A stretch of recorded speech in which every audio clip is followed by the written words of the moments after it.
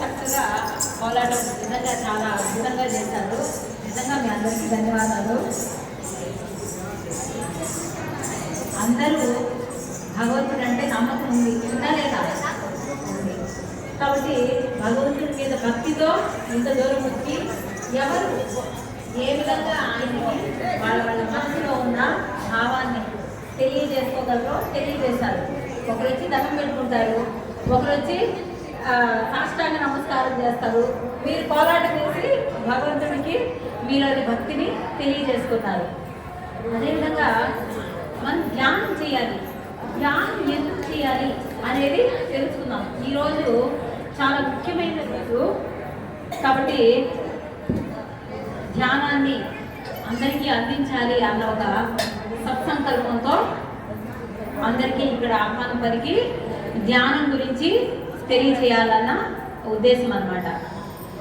ఎన్నో జన్మల్లో పూజలు చేసేసాము, అదేవిధంగా స్తోత్రాలు పుణ్యతీర్థాలన్నీ తిరుగుంటారు, యజ్ఞయాగాదం చేస్తుంటారు.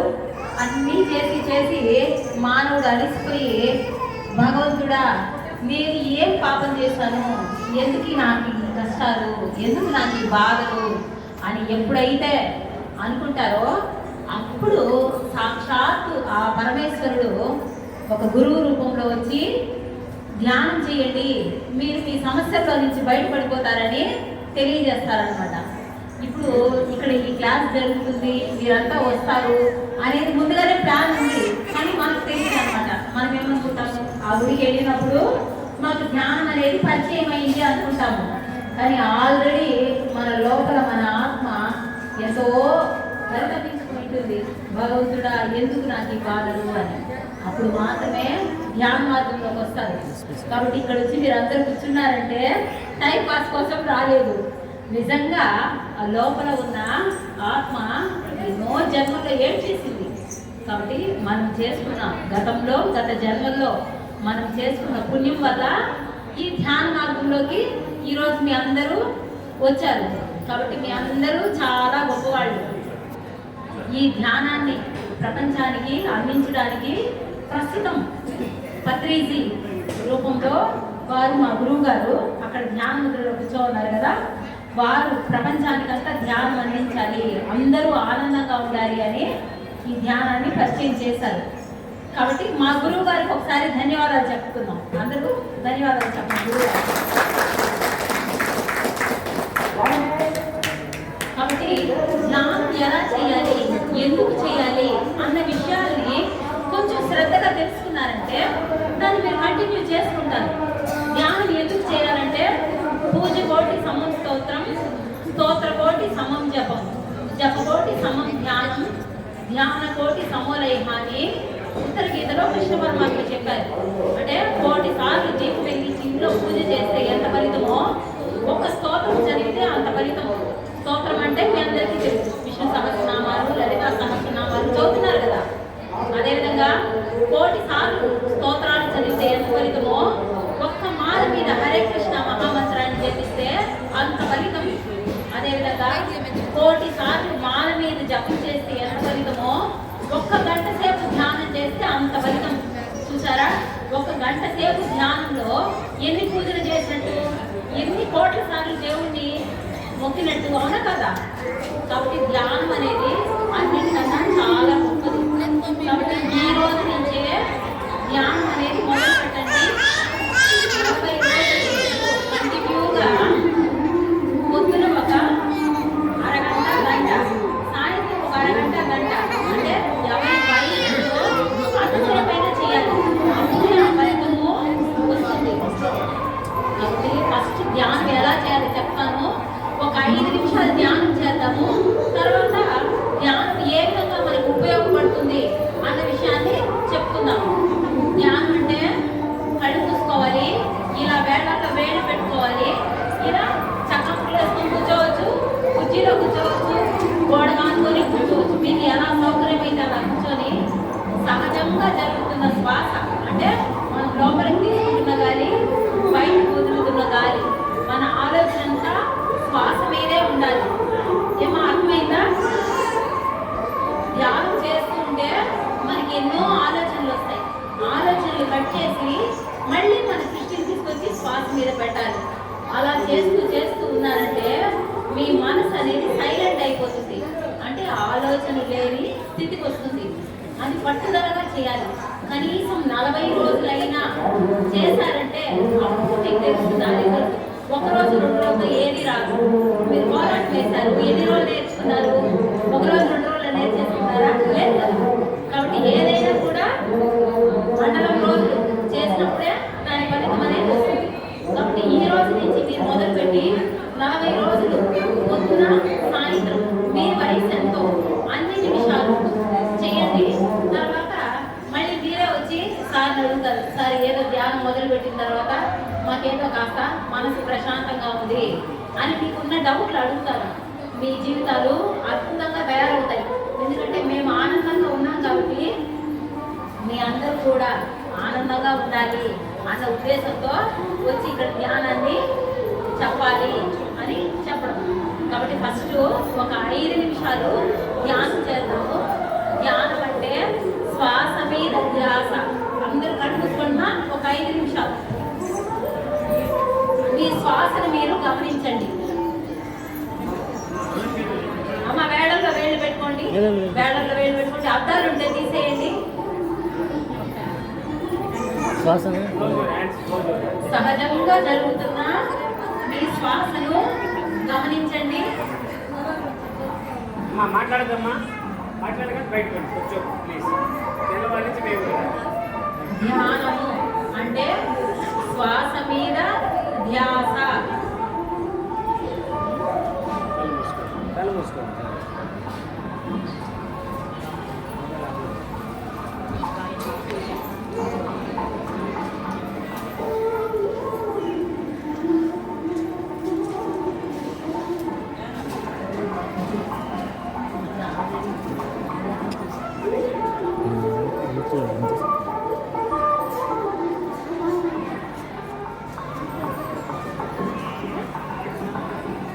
కళ్ళు మూసినప్పటి నుంచి మనసులో ఆలోచనలు వస్తూ ఉంటాయి. ఆలోచన కట్ చేసి మళ్ళీ మీ దృష్టిని తీసుకొచ్చి శ్వాస మీద పెట్టండి మా.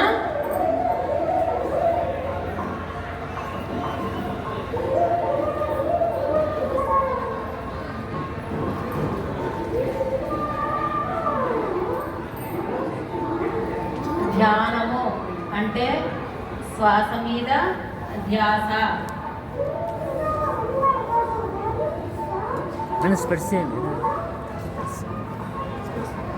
పరమశివుడు ఎప్పుడు ధ్యానంలో ఉంటారు. పార్వతి అమ్మ ఎప్పుడు ధ్యానంలోనే ఉంటారు. ఆంజనేయ స్వామి ఎప్పుడు ధ్యానంలో ఉంటారు. వెంకటేశ్వరుడు, మన దేవీ దేవతలందరూ ఎప్పుడు ధ్యాన స్థితిలోనే ఉంటారు. కాబట్టి మనం కూడా అవకాశం దొరికినప్పుడంతా మన పనులు అయిపోతూనే కూర్చొని కళ్ళు మూసుకొని శ్వాస మీద ధ్యాస ఉంచి ధ్యానం చేయాలి. ధ్యానము సర్వరోగ నివారిణి. ధ్యానము సత్య జ్ఞాన ప్రసాదిని. ధ్యానము సకల భోగకారిణి.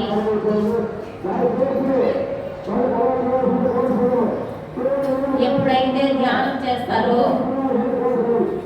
మీరు కోరవలసిన అవసరం లేకుండా మీకేం కావాలో అన్ని భగవంతుడు తీసుకొచ్చి మీ దగ్గర ఇచ్చేస్తారు. కాబట్టి ధ్యానం అనేది టైం పాస్ కోసం చేసేది కాదుమా. మీరు ఎంత శ్రద్ధగా ధ్యానం చేస్తారో మీ తర్వాతి జీవితము అంత అద్భుతంగా తయారవుతుంది.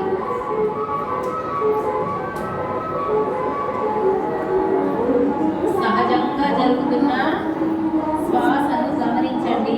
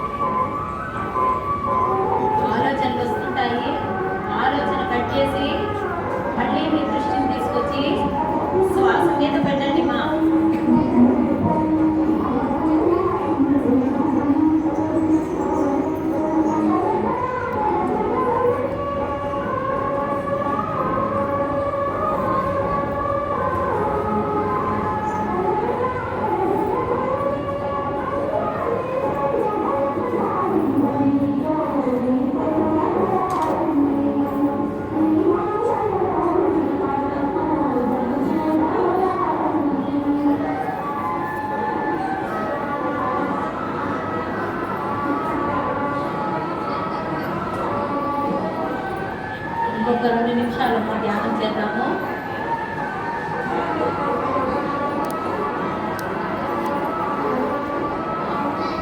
సహజంగా జరుగుతున్న శ్వాసని గమనించండి.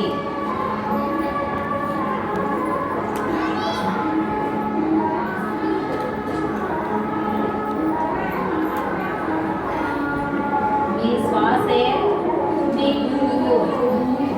మీరు ఎంతగా మీ గురువుతో ఉంటారో అంతగా మీ జీవితాలు అద్భుతంగా తయారవుతాయి.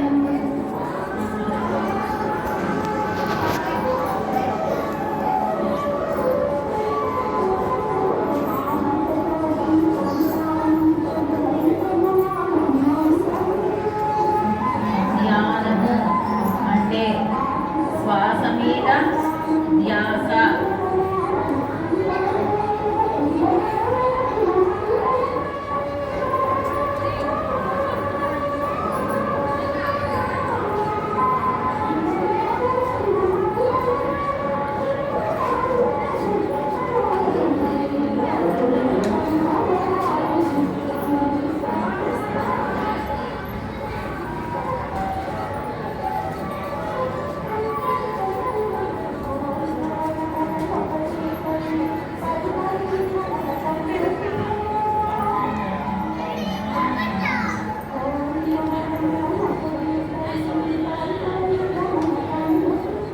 ఒక్క నిమిషం.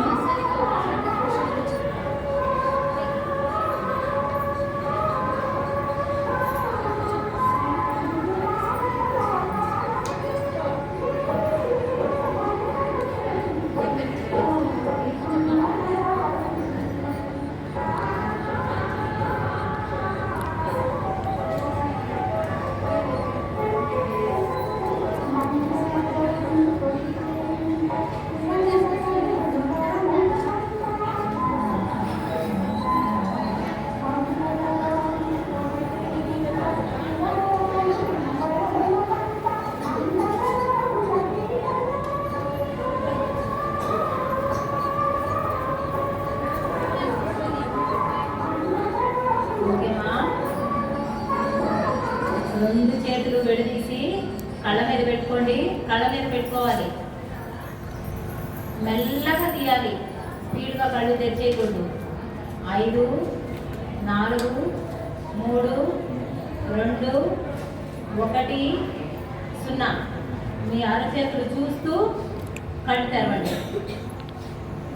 ఓకేమా? అందరూ మంచిగా ధ్యానం చేశారు. నిజంగా ఒకసారి ధ్యానానికి ధన్యవాదాలు చెప్పుకుందాం. ఇప్పుడు ఏ విధంగా అయితే ధ్యానం చేశారో ఆ విధంగా ప్రతిరోజు మీ వయసు ఎంతో అంతసేపు పొద్దున ఒకసారి, సాయంత్రం ఒకసారి, సాయంత్రం కాకపోయినా రాత్రి మీకు ఎప్పుడు అవకాశం ఉంటే అప్పుడు చేయండి. 40 రోజులు గట్టిగా చేశారంటే ఈ ధ్యానంలో ఉన్న అద్భుతం మీకు అర్థమవుతుంది. అని అవునా ఇంత గొప్పదా అని మీకు తెలిసింది అనుకోండి, కంటిన్యూ చేయాలి. ఒక 5 నిమిషాలు చేస్తేనే ఎలా ఉంటుంది కదా. కాబట్టి ఇంకా అద్భుతంగా ఉంటుంది అన్నమాట. ఆ అద్భుతాన్ని మేము చూసాం కాబట్టి మీరందరూ కూడా ఆ అద్భుతాన్ని అనుభవించాలి అని చెప్పడం. ఊపిరిలో గని ఉన్నది యోగేంద్రులకు అని అన్నమయ్య చెప్పారు. తెలుసు కదా అందరికి అన్నమయ్య. ఊపిరిలో గని ఉన్నది యోగేంద్రులకు అన్నారు. కాబట్టి మనం ఎంతగా మన ఊపిరిని గమనిస్తామో మన జీవితము అంత అద్భుతంగా తయారవుతుంది. ముక్కులోని గాలి ముక్తికి మరి దారయ్య అని యోగి వేమన చెప్పారు. అంటే మనం తీసుకునే గాలి మనకి ముక్తిని ఇస్తుందంట. ఎవరన్నా నమ్ముతారా గాలి అనేది ముక్తినిచ్చేదని? గాలిలోనే సర్వం ఉంది. ఇది ఎందుకు అనేది మనం కొద్దిగా తెలుసుకున్నాం. ఇప్పుడు మనం శ్వాస తీసుకుంటాము. మనం ఏమనుకుంటాము? ఏదో చిన్న గాలి కదా అనుకుంటాము.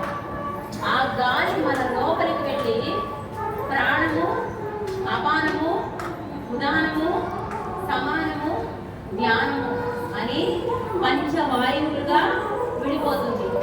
అదేవిధంగా నాగ, కూర్మ, భృగుర, దేవదత్త, ధనంజయ అని 5 ఉపవాయువులుగా విడిపోతుంది.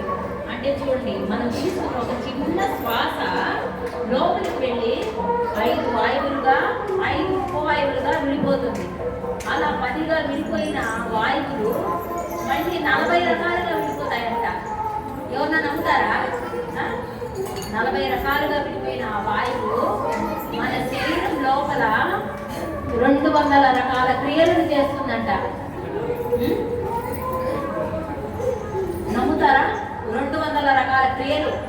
మనం ఏమనుకుంటాము? నేను చేస్తున్నాను అనుకుంటాము. చేతులతో పని చేస్తున్నాము. ఎవరు చేస్తున్నారు? మా చేతులతో పని మనం చేస్తున్నాము అంటాము. నడిచి వెళ్తాము, మన కాళ్ళతో పని చేస్తాము. నేను చేస్తున్నాను అంటాము. ఓకే, కాళ్ళతో చేతులతో చేసే పనులు నేను చేస్తున్నాను. కళ్ళు చూస్తూ ఉన్నాయి, చెవులు వింటా ఉన్నాయి, నాలుక రుచి చూస్తూ ఉంది, శరీరం లోపల జీర్ణక్రియ జరుగుతుంది, రక్త ప్రసరణ వ్యవస్థ, నర్వస్ సిస్టము, గుండె కొట్టుకుంటుంది, మెదడు పని చేస్తుంది. మరి ఇవన్నీ ఎవరు చేస్తున్నారు? లోపల ఎప్పుడైనా ఆలోచించారంటే ఎందుకంటే మనకు తెలియదు కాబట్టి. ఎప్పుడైతే మనము మంచి మార్గంలో ఉంటామో, ఎప్పుడైతే భగవంతుడికి మనం మెచ్చుతామో, అప్పుడు సాక్షాత్తు భగవంతుడే ఒక గురువు రూపంలో వచ్చి మనకి విషయాలు తెలియజేస్తారు. కాబట్టి మన లోపల మనం తీసుకున్న శ్వాస ప్రాణవాయువుగా లోపల వెళ్ళి అన్ని క్రియలను చేస్తుంది. భగవద్గీతలో కృష్ణ పరమాత్మ చెప్పారు, అన్నీ చేసేది నేనే అని. కానీ మనం నమ్మం. ఇప్పుడు డ్యాన్స్ చేశారు, ఎవరు వేశారు? మేం కదా వేసింది. కృష్ణుడు ఎందుకు వేశాడు? ఆయన ఏం చేశాడు అనుకుంటామా లేదా? ఆయన ఏం చెప్పాడంటే, అన్ని ప్రాణులలో ఉన్న ప్రాణాన్ని నేను అన్నాడు. అర్జున, అహమాత్మ గుడాకేశ సర్వభూతాసి స్థితః అహం ఆదిశ్య మధ్యంచ భూతానామంత ఏవచ అన్నారు. అంటే అన్ని ప్రాణులలో ఉన్న ప్రాణాన్ని నేను అన్నాడు. భగవంతుడు అంటే కంటికి కనిపించే విగ్రహము, ఫోటోనే కాదు. భగవంతుడు అంటే మనలో ఉన్న ఆత్మే భగవంతుడు. కాబట్టి ఎప్పుడైతే మనం శ్వాస మీద ధ్యాస నుంచి ధ్యానం చేస్తామో, సహజంగా జరుగుతున్న శ్వాసని గమనిస్తామో, ఆటోమేటిక్గా లోపల అంతా మంచిగా జరిగి సంపూర్ణ ఆరోగ్యవంతులుగా తయారవుతాము. మనకి ఏం కావాలో మన యోగక్షేమాలన్నీ ఆయన చూసుకుంటాడు. భగవద్గీతలో పరమాత్మ యోగి భవ అర్జున అన్నాడు. ఎవరైతే ఈ ధ్యానం చేస్తారో వాళ్ళకి ముక్తిని, మోక్షాన్ని స్వామి ప్రసాదిస్తాడు. కాబట్టి ఎవరి వయసు అంతసేపు ఈ రోజు నుంచి మొదలుపెట్టి చేయండి. ఈ అద్భుత ఫలితాన్ని మీకు నిజమే అని అర్థమైనప్పుడు మళ్ళీ ధ్యాన క్లాస్ మీరే వస్తారు. ఇంకా ఎన్నో విషయాలు తెలుసుకునే ప్రయత్నం చేస్తారు.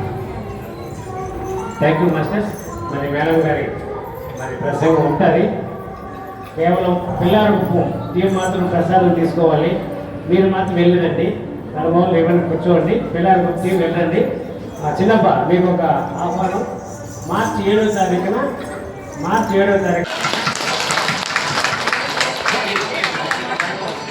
మనం ఏమనుకుంటాము? క్లాప్స్ కొడితే అదేదో టైం పాస్ అనుకుంటాము. ఇలా కొట్టడం వల్ల ఏమవుతుందంటే మన చేతిలో ఉన్న అన్ని, మన శరీర భాగాలన్నీ మన చేతుల్లో, కాళ్ళల్లో ఉంటాయంట. ఇలా క్లాప్స్ కొట్టినప్పుడు అన్నీ యాక్టివేట్ అయ్యి నిద్రమత్తు అనేది వెళ్ళిపోతుంది. వెళ్ళిపోయిందా లేదా? వెళ్ళిపోయిందా? ఓకే. ఇప్పుడు అర్ధనారీశ్వర తత్వము. ఇప్పుడు మనం శివాలయంలో ఉన్నాము. శివరాత్రి, శివుడి గురించి మనకి ఎంత చెప్పుకున్నా తక్కువే. ఆయన బోలా శంకరుడు. ఎందుకంటే ఎవరు ఏమి కోరుకున్నా ఇచ్చేస్తాడు, అది మంచి కానీ చెడు కానీ. కాబట్టి మన కోరిక ఎలా ఉండాలనే దానికి ఒక చిన్న ఉదాహరణ చెప్పుకుందాము. భస్మాసురుడు కూర్చొని ఘోరాతి ఘోరమైన తపస్సు అంటారు. అంటే అప్పుడు తపస్సు అన్నారు, ఇప్పుడు ధ్యానము అంటున్నారు. మనలాగా ధ్యానం చేశారంట. చేసి ఆయన ప్రత్యక్షమయ్యాడంట పరమేశ్వరుడు. ఏందన్నా ఏం కావాలి నీకు అంటే, స్వామి నేను ఎవరి తల మీద చేయి పెడితే వాళ్ళు భస్మం అయిపోవాలి అన్నాడంట. ఆయన బోడా శంకరుడు కదా, ఆయన ఏమి ఆలోచించడు, నువ్వు ఏమి కోరుకుంటే అది ఇచ్చేస్తాడు. సరేనైనా అట్లే అన్నాడంట. సరే స్వామి నువ్వేమో నాకు వరం ఇచ్చావు, మరి అది జరుగుతుందో లేదో నేను పరీక్షించాలి కదా, నీ తల మీద చేయి పెడతాను అని ఈశ్వరుడు వెంటబడ్డాడంట. చూసారా? అంటే ఆయన ఇచ్చిన కోరిక ఆయనకే శాపం అయిపోయింది. కాబట్టి మనం కోరుకునే కోరిక కూడా ఎలా ఉండాలంటే క్లారిటీ ఉండాలి. అది లేదనమాట. దేవుడి దగ్గరికి వెళ్ళి ఏం కోరాలో తెలియదు, ఏం కోరకూడదో తెలియదు, ఇష్టం వచ్చినట్టు కోరికలు కోరుకొని అవి మళ్ళీ మన జీవితంలో శాపాలు అయినప్పుడు అయ్యో నాకెందుకు ఇలా జరిగింది అంటాము. అందువల్ల గురువులు ఏం చెప్తారంటే ఏ కోరిక లేకుండా ధ్యానం చేయండి అంటారు. ఎందుకంటే మనకి ఏది మంచిదో మనకన్నా మనల్ని సృష్టించిన భగవంతుడికి తెలుసు. ఎందుకంటే వాళ్ళు మనకు స్వయాన తల్లిదండ్రులు. మన పిల్లలు అడగకుండానే వాళ్ళకి ఏం కావాలో మనం చేయాలనుకుంటాము. అటువంటిది మనకేం కావాలో భగవంతుడికి తెలియదా? కాబట్టి అందరూ ఏం చేస్తారంటే ధ్యానంలో కూర్చొని అవి ఇవి అని ఏవేవో కోరికలు కోరేసుకొని అవి శాపాలు అయిపోయి జీవితంలో వచ్చినప్పుడు మళ్ళీ దేవుడు ఎక్కడున్నారు అని మనం చేసిన తప్పులకి దేవుడి మీద నిందేసేస్తారు. కాబట్టి ఎప్పుడు కూడా ఏ కోరిక కోరుకోకుండా భగవంతుడు ఉన్నాడు, ఆయన ఏది మంచిదైతే అది నాకు చేస్తాడు, నా జీవితంలో ఏమి జరిగినా అది నా మంచికే, అది భగవంతుడి నాకు ప్రసాదించిన ప్రతిఫలము అని కూర్చొని ధ్యానం చేయండి.